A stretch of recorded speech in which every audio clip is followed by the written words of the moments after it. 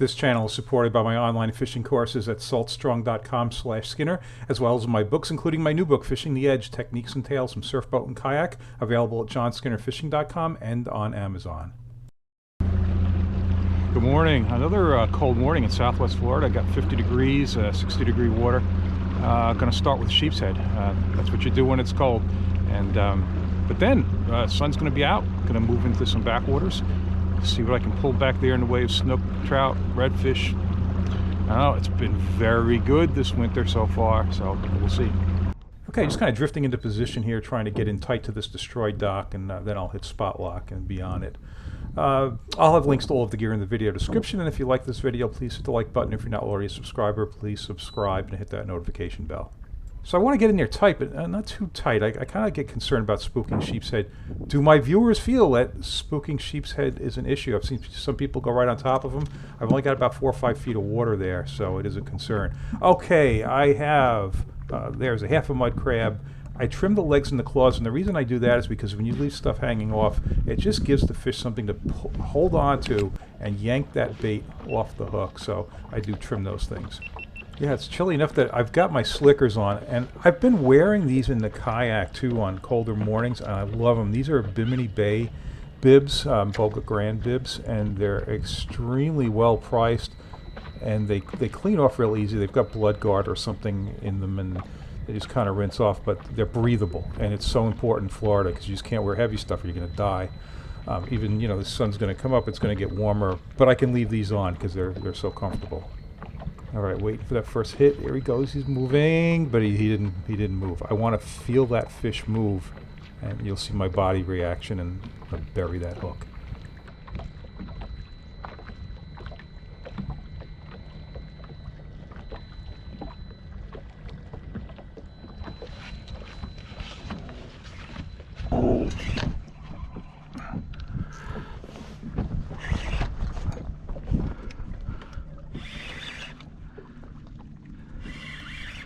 What I'm here for.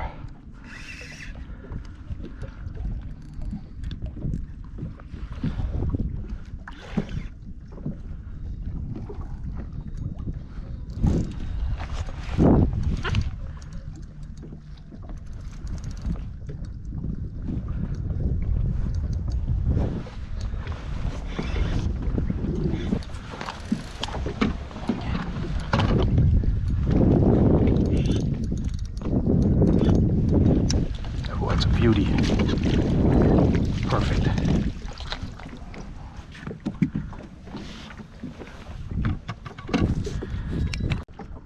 That's a great way to start, huh?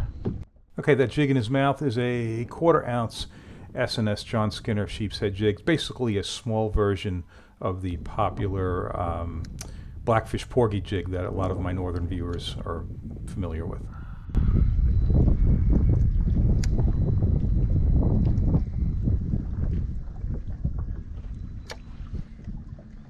I notice this white line shows up well on video. What you can notice is, you see, I'm kind of like just trying to maintain contact but not put pressure on the jig. I just want to feel that fish pick it up and move.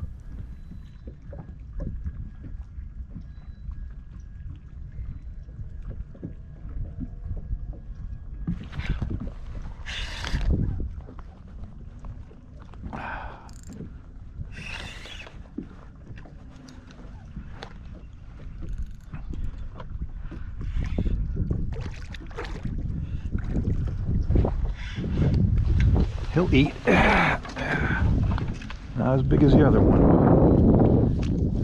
Cook for dinner here.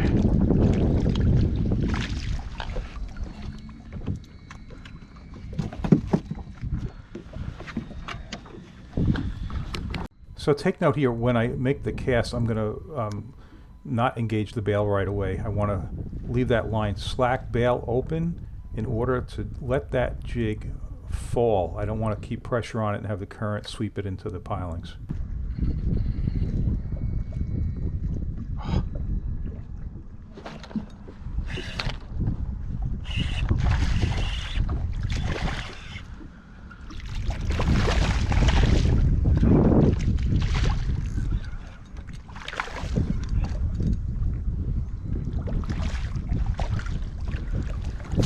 Okay, a small snook. My plan is to go target those along the mangroves once I've got a bunch of sheepshead in the cooler.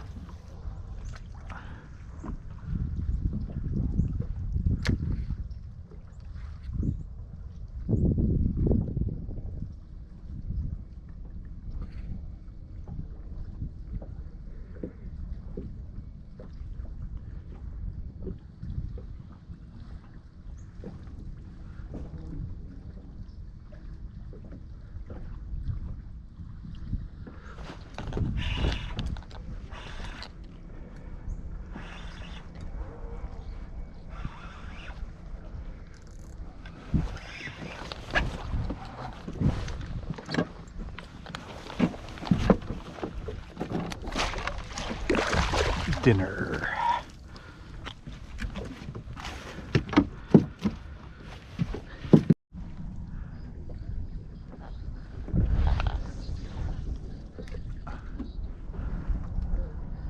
Okay, again, slack to let it fall, make some contact, and you're going to get a really good look at the initial hits here before the fish moves off with it. If you swing at those initial hits, a lot of times you're just going to pull the crab out of his mouth.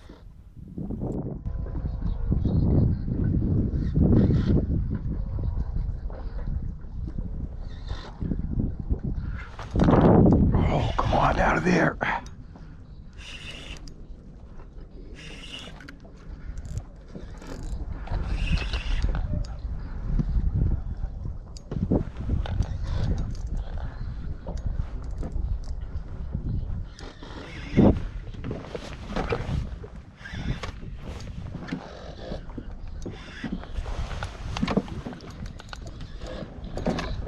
Yeah, jumbo there. Jambalaya.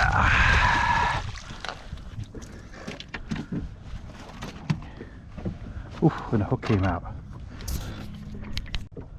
So any fish that I'm going to eat, I'm going to bleed out first, and just, you know, a really good slit across the gills, get the blood flowing, put them in a bucket for a couple of minutes, bleed them out, and then get them on ice. And if you haven't done it before and you do that, you're going to see such a difference in the meat. It really comes out much nicer.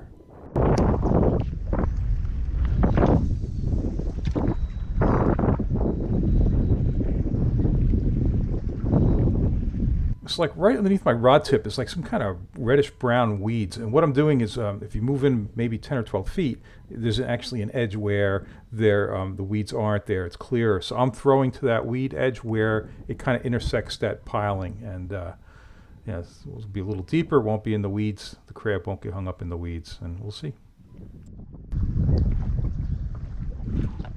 Oh.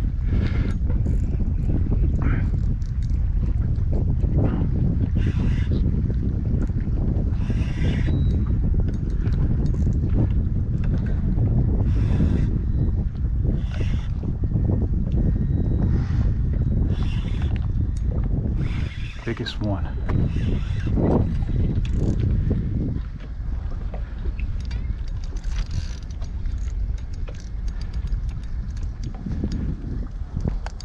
He nicked that piling on the way out, so I think my leader's frayed.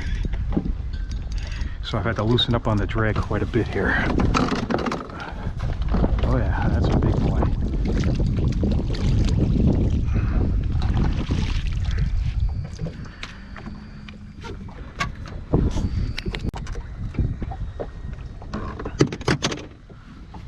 All right, let's do one more and then hit the flats for other fish. All right, put it on the same spot, right on that edge of the weed line where it intersects the piling.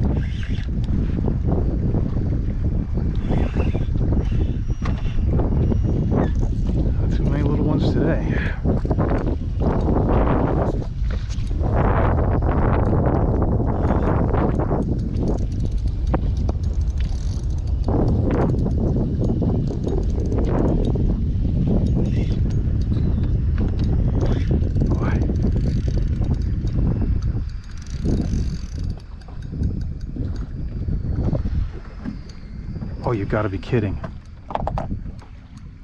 He hung me in something I didn't see. Now, actually, I think he hung me in the dense weeds that I mentioned. Okay.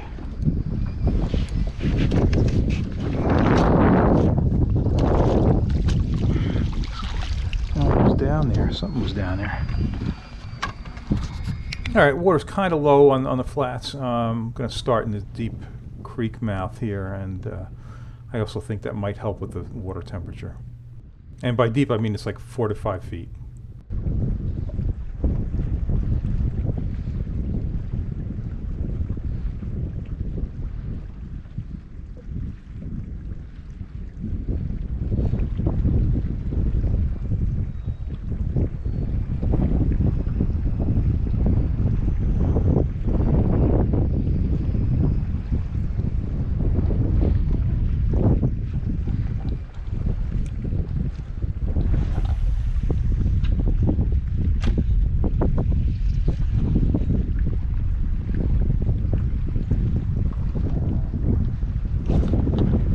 Something.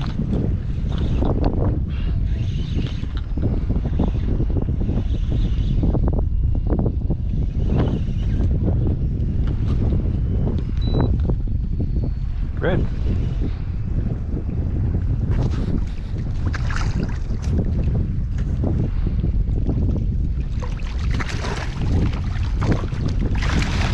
Okay, I'll take that. Alright, did nothing else there. Going to just push farther back into the backwaters here. You know, certainly this is going to be a little warmer, and I'm exploring here. I've not been through here before, but I'm impressed to see some depth. And definitely going to make a few casts, but yeah, it's a little tight.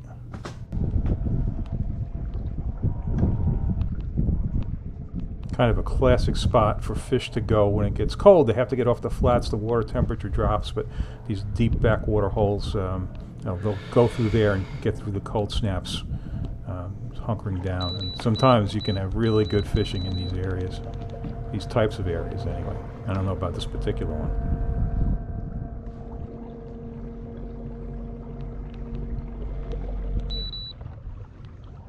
Okay, but did nothing there either, so back to the outside, but you know, still pretty far back in the backwaters, just not way up in the back creeks.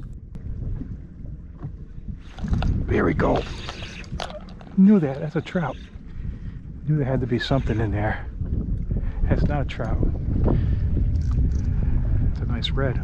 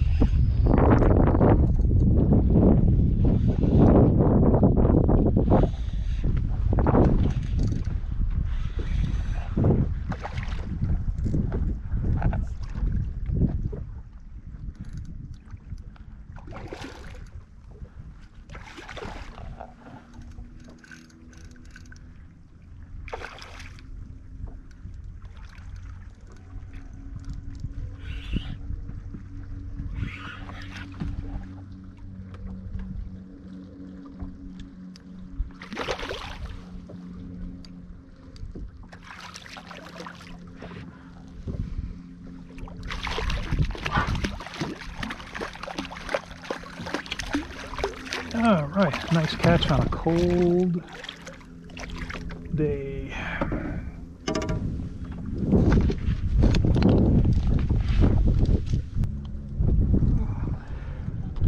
Nice, I'll take that. He's cold. Okay, it was caught on the Salt Strong Skinner Mossy Mullet. and there's a link to that in the video description. It's on a 3.0 owner 1/8 ounce swim bait hook. Yep, putting that Dr. Juice on there. I figure it can't hurt, and there's a link to a free bottle of that if you haven't already taken advantage of it. Okay, I'm in a new spot now. Did nothing else back there. I'm more out in open water now.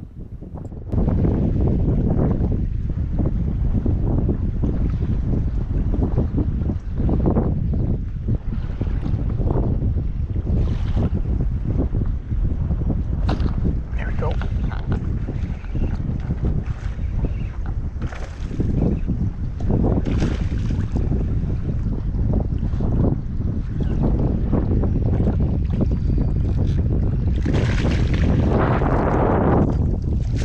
That gives me a slam on top of my sheep limit. That's a decent trout. Not bad. Not as big as some of the recent trips, but he's cold.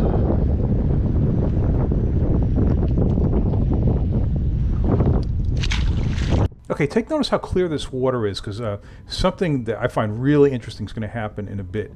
But just for now, note I'm on clear water. And I'm going to give you a real good look at the retrieve speed in a bit.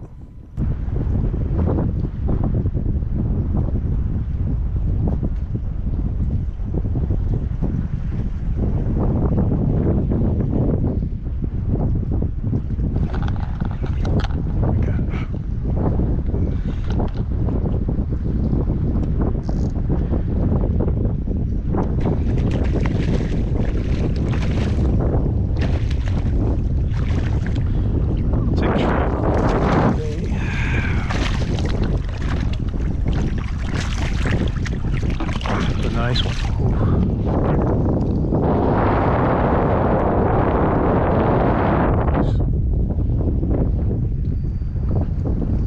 Okay, so I only got one more along that shoreline, and I decided to take a cast out farther, and it's no deeper out there, but the water's dirtier. And this is going to be interesting because I'm going to find that these trout are stacked out in that dirtier water. I mean, it's going to be pretty much every cast, and if you don't get them, if you miss a hit, you're just going to get another hit. But they're not in the clearer water up against the island where I normally fish. But I pound those shorelines because most of the reds are usually closer to the island, and by far the majority of the snook are really up tight to the structure. So it seems like the trout are actually in this dirty water. It's not really any deeper out there, but they're in there.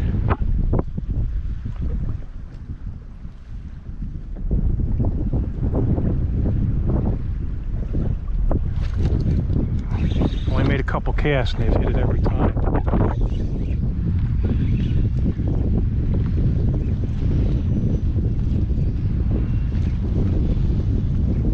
Not really that big. Let's give it a chance.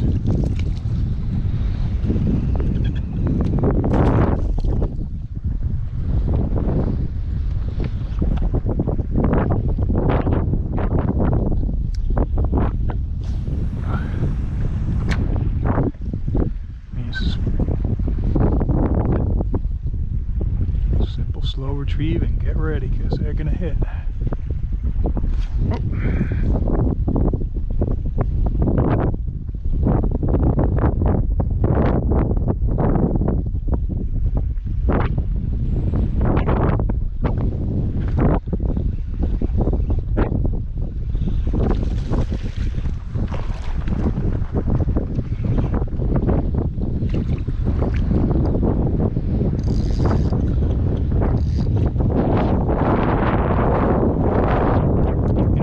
So much is thrown at the shore because of the snook and the reds. The bigger trout I seem to catch in close. You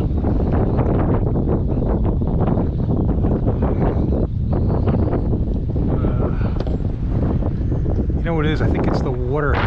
It's clean in here. Maybe it's a little cooler. Maybe that's just a little bit warm water out on the outside.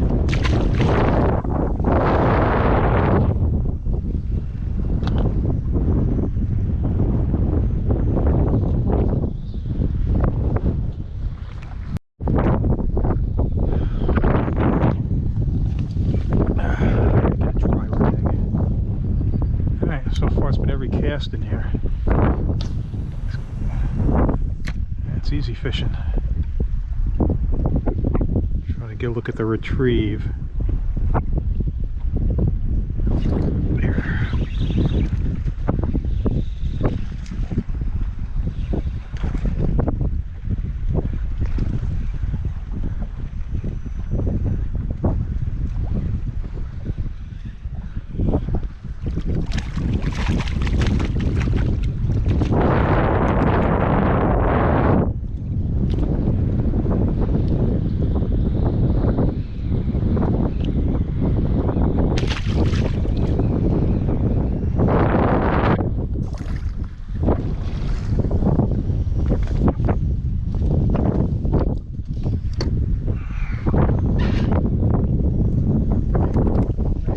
No?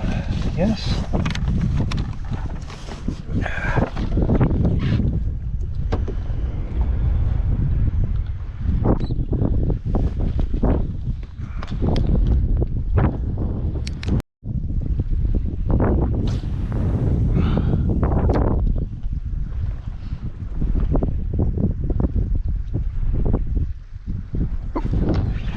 Yep, it's every cast.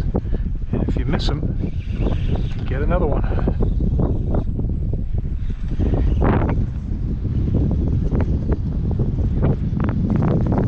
And a question to my viewers, the water clarity thing, you know, have you seen that before? I don't care what the species is, but the big difference between whether the water is clear or cloudy, because I know maybe you can't see it from here, but what I'm casting onto is a lot cloudier than where the boat is sitting, and there's just clearly the fish have shown a preference to being in that dirtier water. So yeah, kind of interesting. That's why they would be doing that, and I have to wonder whether it's water temperature related or not. But no, hey, you know, fish love edges.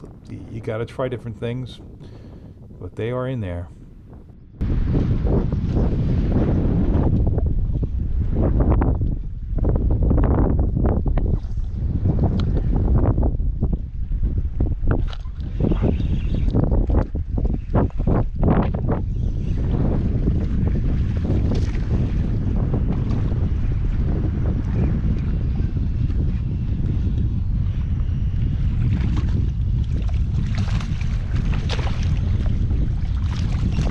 Oh.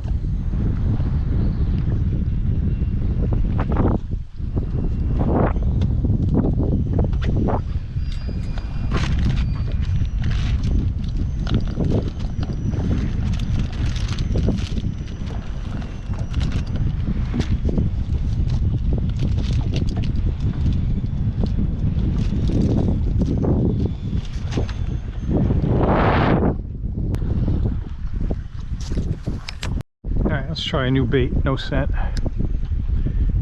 Prediction, no difference. I guess when there's that many of them out there.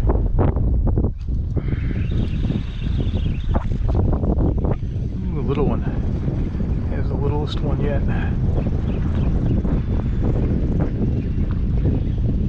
What is this? Oh, that's a ladyfish. People would use that for bait.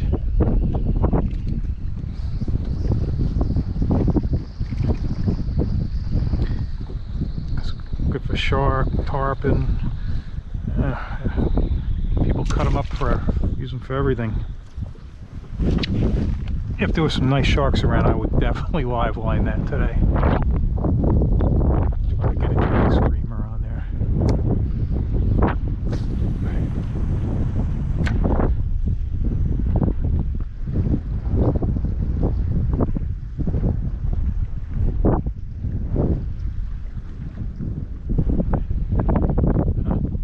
Surprised I don't have one yet. There he is. Okay, I think I could have sat on that indefinitely, but that was enough. Alright, if you like this video, please hit the like button. If you're not already a subscriber, please subscribe and hit that notification bell. Check out my online courses at saltstrong.com/Skinner. And don't forget my new book, Fishing the Edge, Techniques and Tales from Surfboat and Kayak, available at johnskinnerfishing.com and on Amazon.